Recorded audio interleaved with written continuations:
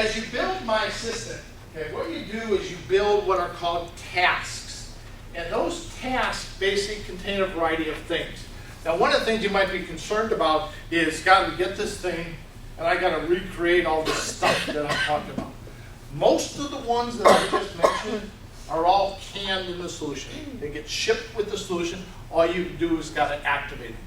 So really what you do is you come through and you say, what is the business condition to check for? And like I said, it's pre-shipped with a bunch of them. So you build that business condition if it's not already there. When should it check? Every night? Every day? Every week? Every month? Or whatever other intervals you might want. Who should be notified about it? Is it a particular person? Debbie, let her know about anything having to do with AP. Cheryl gets anything about job costs. Adriana gets anything about payroll. Is it a person or is it a role? Gina is a project manager on these 5 jobs. If it's these 5 jobs, she gets it. Debbie is a project manager on these 8 jobs. If it's basically any of those 8 jobs, she gets it. And so on and so forth. Another example of a role. You got all your vendors out there. You don't know necessarily who to notify.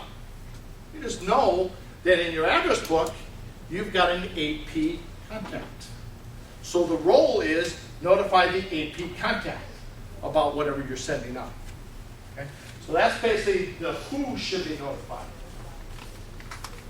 And then the next part you get into is what information, and you saw all these examples.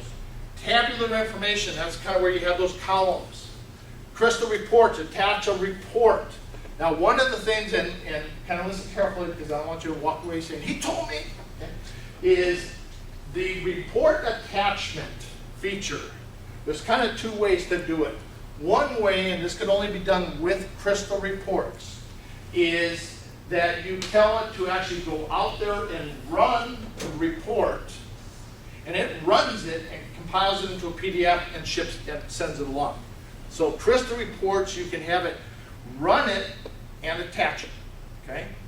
If it's a Timberline report designer one, you don't have the ability to have this thing running. Now, does that mean you still can't distribute it? Not really. That's where you get a little creative. Anyone familiar with macros in Timberline? You set up a macro to run the reports to PDFs, and then you use this method to attach them. So you can accomplish the same thing, but it's a little bit extra work. Okay? And the reason why they have to do that is we don't have a way as developers to access directly the Timberline reports. So we're kind of, our hands are a little bit tied.